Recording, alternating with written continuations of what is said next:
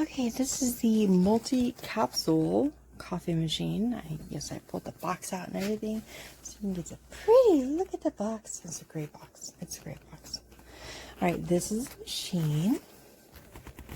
Yeah, I even put my coffee or my milk frother in here so I could brew up a pod for you.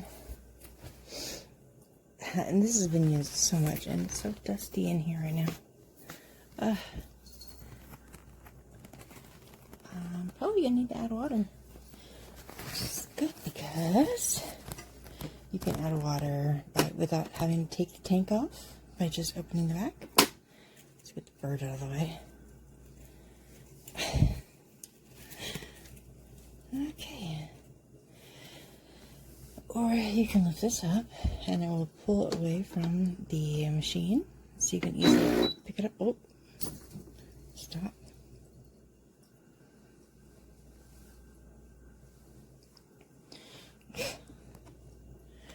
Okay, that was fun.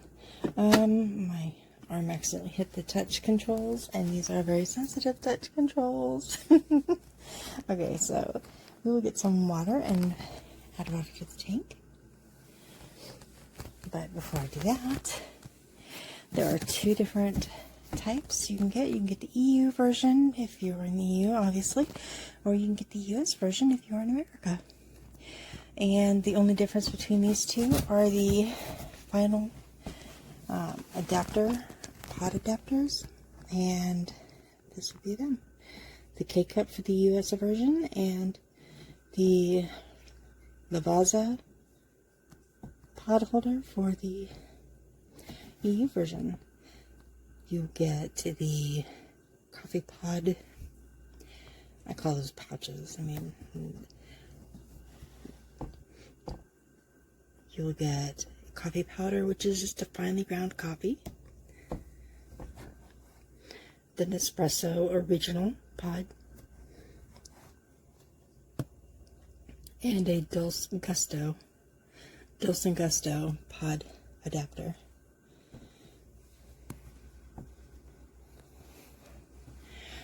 And I got this to give it a good try because I had to I really needed to downsize. I love coffee, and there are so many different coffee machines out there and different types, as you can see. So this is the coffee maker right here. All right. And the book will explain that these, you can turn this on for the intensity to be greater, I believe, for the water to get more of a soak time with the bean. This is the on button. Okay, you can choose the water heat or the water temperature, and the book will explain. This is the on-off button up here.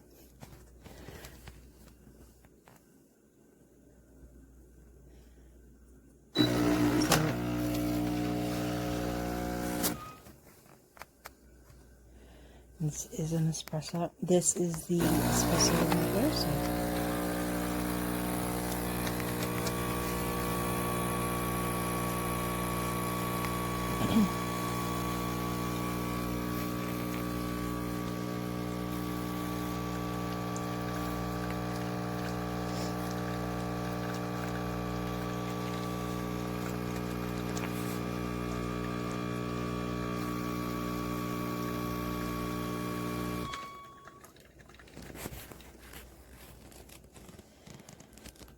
Alright, and now that it's done,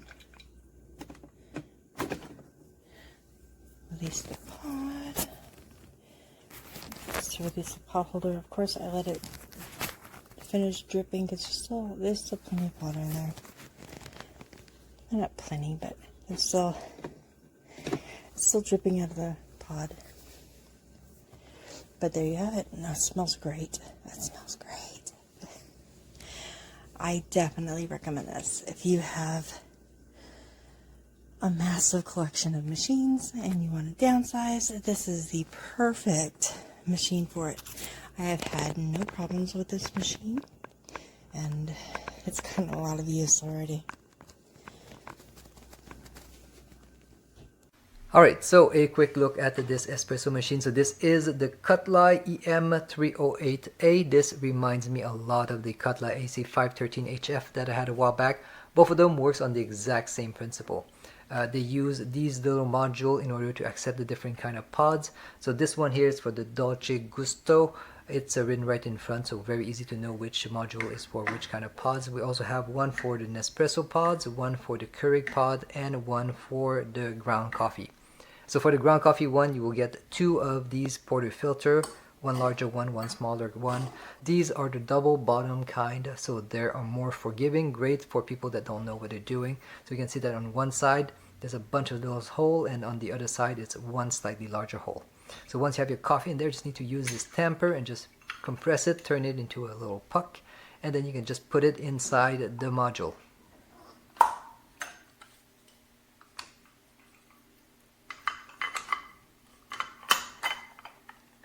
And then just need to slide it inside the machine. Just need to open the latch, insert, there's a little magnet, so it's gonna suck it in, and then just put the latch back. But this is not the one we'll be using today. Instead, we'll be using the Keurig pod. So this is the module for Keurig. You just need to place your pods inside, push it down, and then flip the top. Insert inside the machine and flip the latch. Now before we start brewing, let's take a look at the drip tray. If you remove it, notice that there's this piece of plastic at the bottom, so this is part of the machine. You cannot remove it. This is just there so the machine doesn't tip over, because this machine is very slanted forward. As well, if you're using the smaller espresso cup, you can lift this drip tray so that your espresso doesn't splash everywhere.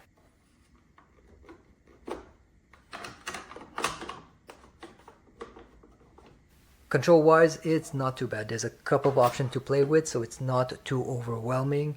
All the buttons on this machine are capacitive buttons. So we have one here for power.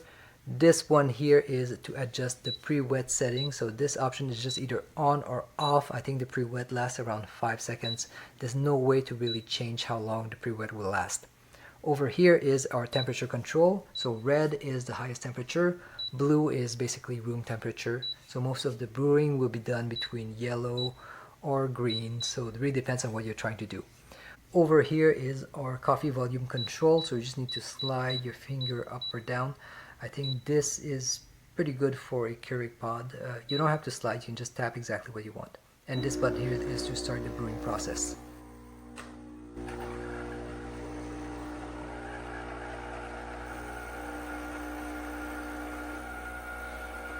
So you probably noticed that this machine is not a quiet one, which is kind of expected because of how much pressure this machine can handle. I guess the pump inside is a bit stronger. They even warn about it in the instruction manual, so this is totally normal. Now if we compare this with my other machine, the KOTLIE AC513HF, I'm going to say this one is a better model. Both of them are loud, both of them vibrates, but this one is a touch quieter and it doesn't shake as much. The other one was shaking so much that they even put a suction cup at the bottom of the machine. This one doesn't have that, and you can look at the cup. The cup here is pretty stable. The other one, the cup was slowly sliding around. So I'm gonna cut here, save some time. I just want to show you something towards the end.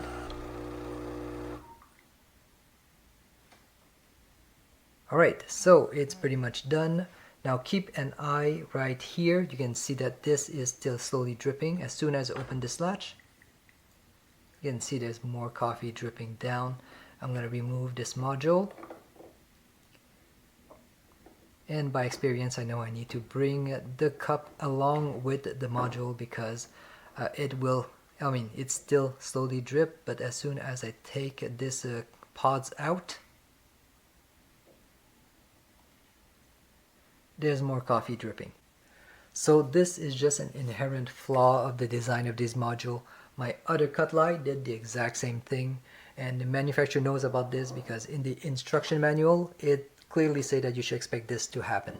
So it's a bit more work. It's also a bit more maintenance. For example, all these modules need to be rinsed afterward, but it's still pretty cool that you can get one machine that can do so much.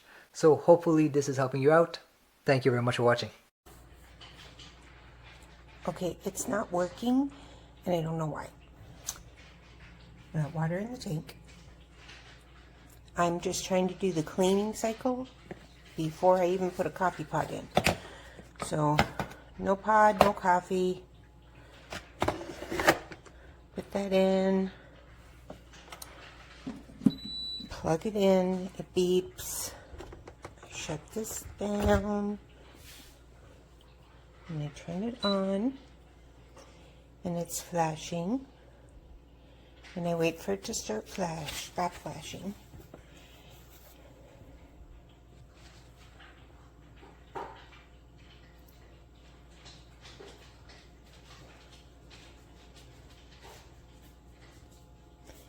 So now I paused it. It stopped flashing. Put this up to yellow. And they said to put this at the 4-bar line and then hit brew.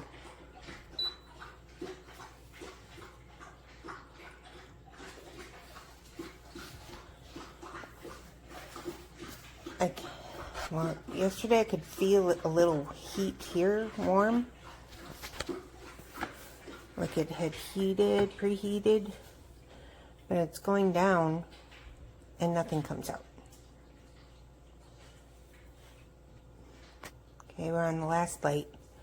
No sound, no coffee. I feel like something should be happening at this point.